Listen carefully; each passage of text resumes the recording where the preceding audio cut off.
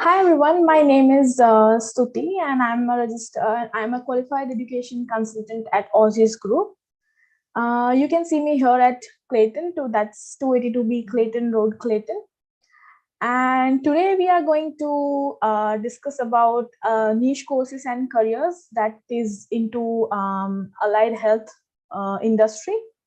Today we are going to talk about, today we'll have insights into careers in laboratory sciences, biotechnology, psychology, physiotherapy, occupational therapy, and speech pathology as well.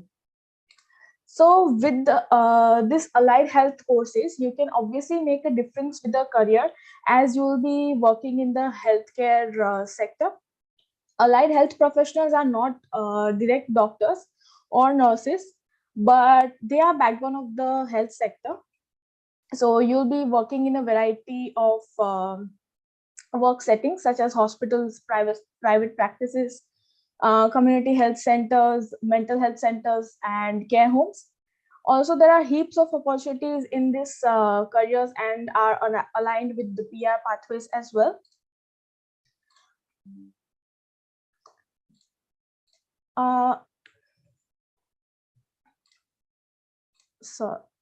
Okay.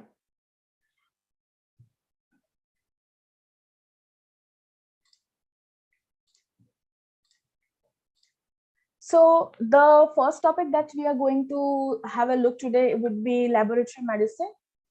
It is the science of pathology, and this is the lab medicine has a real crucial part, plays a crucial part to play during the post and while the pandemic as well. So lab medicine is a science of diagnosing diseases, as many of us know. Basically, any disease caused by pathogen or microorganisms falls under lab medicine. The best example that I can give you about lab medicine is RT-PCR test to diagnose COVID. Also, the career outcome, if we have a look at the career prospects here. So, let's just look at the courses that are included in laboratory medicine here first.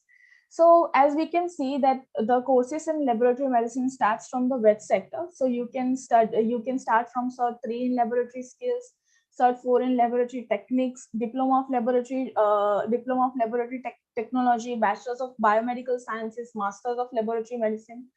And all these courses are accredited by AIMS. So make sure that whenever you study all these health courses, your course should be accredited by the accreditation authority. The career outcome. So if you study lab medicine, you can get a career outcome as a medical laboratory scientist. It is estimated that up to 70% of clinical decisions are made by doctors, which is based on the research and information provided by the laboratory medicines. So on a technical level, they are called medical laboratory technician. If you look into the course options again, then you can study this course at TAFE, Swinburne Vauxhall Institute, and many top-notch universities such as CQU, CDU, CSU, Curtin, and many more as well. So all the courses listed here are accredited by AIMS, that is Australian Institute of Medical Science. This means that you can directly qualify for skill assessment without writing a professional exam, as long as you meet the English language requirement, which is 7 each. So entry requirement into bachelor's is pretty straightforward. You will need a year 12, preferably in physics, chemistry, maths or biology background. Masters of Laboratory Medicine is only available in RMIT, UTAS and CDU. Also, you must come from a cognate background, which means that a bachelor degree in lab medicine, biological sciences, medicine, lab technology, biomedical science, all these backgrounds are preferable if you want to study masters in laboratory medicines. So, this also reminds me of a question that is very much asked from our students, that they often ask us whether they can be a medical lab scientist after studying Cert 3 or Cert 4. Then the answer is no. To become a medical lab scientist or a medical lab technician, you need to study an accredited bachelor's or master level course. Also, if you study diploma, you can get credits into bachelor's, but yeah, if you want to get a professional career outcome, then you have to study bachelor's or master level course. So as said, doctors rely on the research and information provided by the laboratory scientists. There are many fields, there are many areas of working where you can find employment, such as hospital, laboratories, private pathology providers, universities, forensic science laboratories as well. Looking at the job market statistics, this is pretty much higher. As you can see, this is post COVID, and this is from the National Employment of Medical Laboratory Scientists.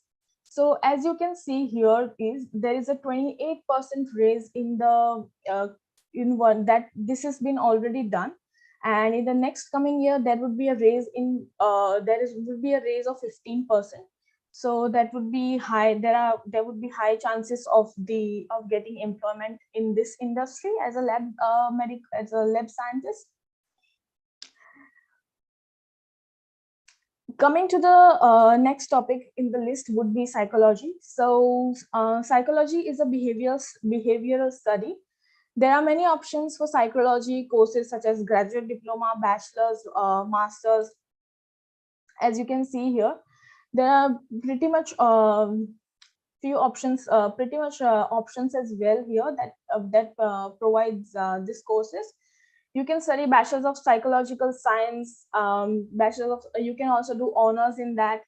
You can study masters of psychology, clinical, educational department. There are many specializations in that. ACU, ACAP, CQ, CDU, these are the few providers that provides this psychology courses. And if we talk about the entry requirements, then year 12 is very much mandatory to study bachelor's in psychology. Talking about masters of psychology, especially clinical, then 4 years of bachelor's in your home country is mandatory, and the qualification should be assessed by APAC, that is Australian Psychology Accreditation Council. Also, these courses are very much competitive, and you might need referrals to enter into your course, and also 7 each is needed. If you look at the career prospects, then as they say, wherever there are people, there can be a psychologist. That is very much true. So to call yourself a psychologist, you must need to register yourself with Psychology Board of Australia. However, if you want a specialization, then you need to practice and obtain endorsement with the board according to the specialized area that you want to practice in. If we look at the job market statistics, then full-time workers on an adult wage earn around 1,857 per week. Also, you can work in industries such as healthcare, social assistance, and education and training, and public administration and safety. Again, if you look at the calculations here, there is going to be 8% of raise in the coming 5 years. Again, this is very much in competition and in needed occupation, as there is very much mental stress and help with mental stress needed after the pandemic. So yeah, if you are very much into this psychology and human behavior, then you can definitely opt for psychology. Coming up next on the list is physiotherapy. So this is very much common, yet very much in demand, and I would say underestimate course here in Australia. So people don't really know about this course, but this is really in demand course here in Australia. So physiotherapy, as you all know, is a treatment of injury, disease, and disorders through physical methods such as exercises, massage, and manipulation and other treatments over medication and surgeries.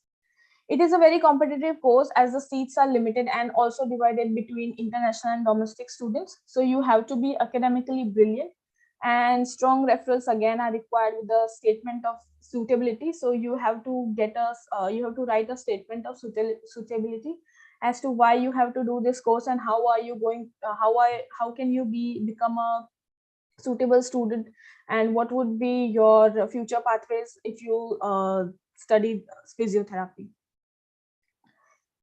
So again, there are two options in physiotherapy, bachelor's and master's of physiotherapy. As said earlier as well, you please opt for those courses which are accredited by the accreditation society of your particular course.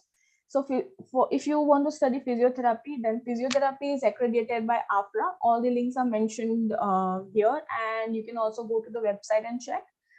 So physiotherapy is offered by ACU, Central Queensland University, CQU, CSU, Curtin University. Masters is offered in Swinburne, the University of Queensland, University of Canberra as well. Also, if we look at the career prospects of physiotherapy, then one can work in many different settings with doctors and nurses in a rehabilitation center or aged care, maternity hospital, etc. You can also get a career in metropolitan or rural remote settings as well.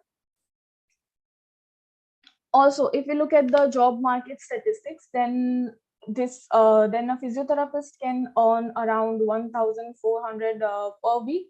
That is very similar to the average wage. Also, most work in the healthcare and society assistance industry. This is the preferable industry for healthcare workers. And there is a 53% raise in the coming 5-year change, and this is according to the National Employment of Physiotherapists ABS labor force. So again, this is a very much in demand and considerate course here in Australia.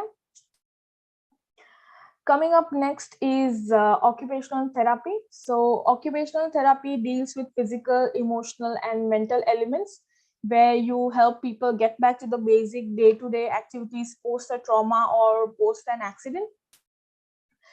So here, as you can see that occupational therapy is all about the skills for life, such as handwriting and cutting, social emotional communication, core posture strength, self-regulation, how to use eating utensils, incorporating food variety, tying your shoes, your laces. So all these things are included when you are studying occupational therapy. Again, there are two course options for occupational therapy, which would be bachelor's and master's, and this is accredited by APRA as well. So the providers that offer this course would be ACU, CQU, Swinburne, Curtin, and others. So if we talk about the entry requirement, then for bachelor's, you will need year 12 in a cognate background. And for masters, you will need Australian bachelor's or equivalent in a cognate background, which is very much preferable. Coming up next would be the career prospects. So occupational therapists often work with people who have disabilities, illness, or have suffered an injury from a trauma or an accident. You could work in a number of settings in private and public hospitals. Areas of specialization within occupational therapy includes driver-trained OT, hand therapy, refugees and asylum seekers, autistic spectrum disorder, and many more. So you can also opt for specializations in occupational therapy if you would like. The job market status, so that is around 1500, very similar to the average again. And the most preferable industries for occupational therapies would be healthcare and social assistance, public administrative and safety, and education and training. Again, there is an expected raise of 77% in the next coming years. Next, we'll talk about the speech pathology. So speech pathology studies, diagnose, and treat communication disorders, including difficulties with speaking, listening, understanding language, reading, writing, and social skills. So basically, speech pathologists help children as well as adults with communication disorder. Speech pathology courses would be Bachelor's of Speech Pathology offered by SCU, Curtin University, ECU. Also, Masters of Speech Pathology is offered by Curtin University. And there are various topics that are covered in speech pathology, such as stuttering, difficulties with following instructions, lack of communication, voice disorder, and many more that are helpful people who have these disorders. If we talk about career prospects, then communication is very much needed in human life. So pretty much there is a wide range of scope available in this area, because as said earlier as well, communication is the key to life. So the most worked industry for speech pathologists would be clinical clinicians, educators, researchers, policy advisors. And also speech pathologists typically work in health, education, and disability, including the NDIS, which is the government owned and for disabled. And the speech pathology practice and work contents are continuing to evolve. So there is always a change in this. So it is learn as you go. And if we look at the earnings, then it is quite high, 1800 per week, which is pretty higher than the average. Also, there would be a 23% change raise that is already happened post pandemic, and in the coming years 33% of the change is expected. Last but not the least would be the biotechnology. So biotechnology basically combines technology and biological sciences to help diagnose diseases. And this would be the integration of natural sciences with the engineering. Popular courses in this would be Bachelor's of Science, so Biomedicine, Biotechnology, Masters of Biotechnology, Masters of Bioinformatics, that is integrated with IT. And career outcomes for this would be research scientist, life scientist, biotechnologist, molecular biologist as well. So yeah, this is pretty much it from my side. And these are the allied health courses that are very much popular here in Australia and are in demand. And if you are really into these professions, then you can definitely make your career out of this. So yeah, if you have any questions, please feel free to ask now. Yeah, we'll be taking questions.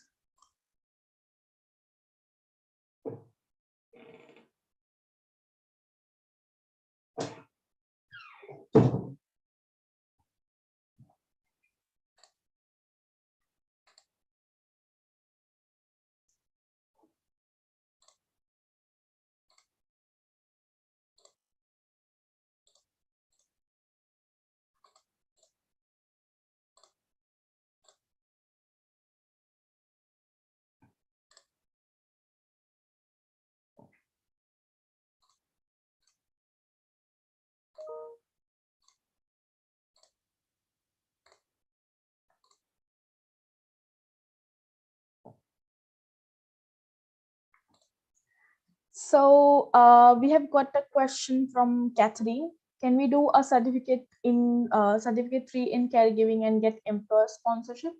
So that depends upon your employer, and you also need to check with the migration team as well, that whether you'll be eligible for the employer sponsorship or not.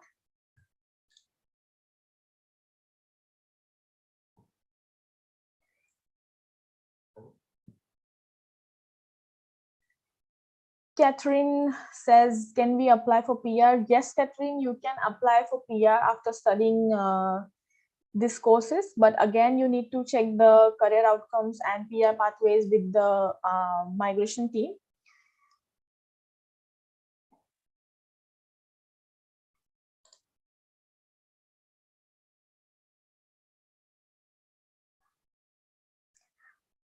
Also, we have mentioned the OccuSearch link here. That would be the occupation tracker. You can just add in your occupation and see what's going on with the migration and PR pathway. So that would be again really helpful.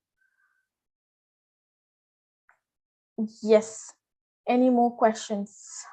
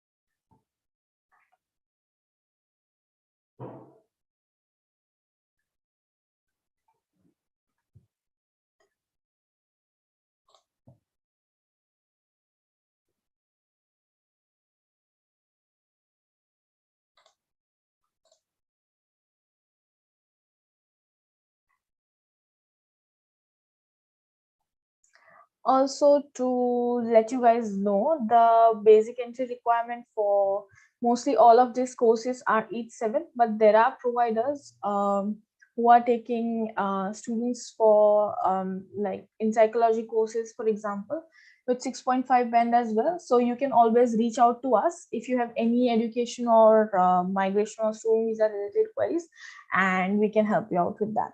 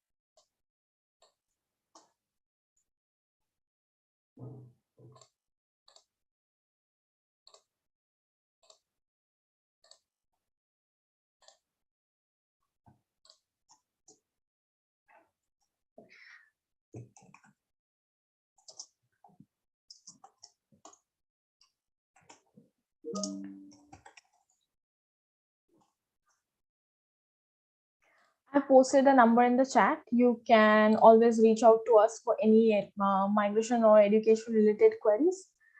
And yeah, hope you guys have a great week ahead. Thank you.